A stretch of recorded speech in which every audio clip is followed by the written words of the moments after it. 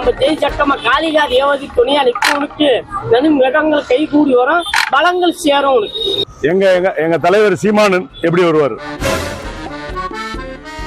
புதுச்சேரி நாம் தமிழர் கட்சி வேட்பாளர் சிவகுமார் பேங்க் முன்னாடி ஒரு போராட்டத்தை முடிச்சுட்டு அப்படியே அங்கிருந்த ஒரு ஜோசியர்கிட்ட கையை காட்டினாரு.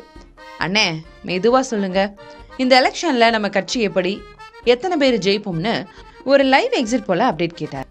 அந்த ஜோசியரும் கையை திருப்பி திருப்பி பார்த்துட்டு ரொம்ப சீரியஸா ஒரு பதில சொல்லியிருக்காரு.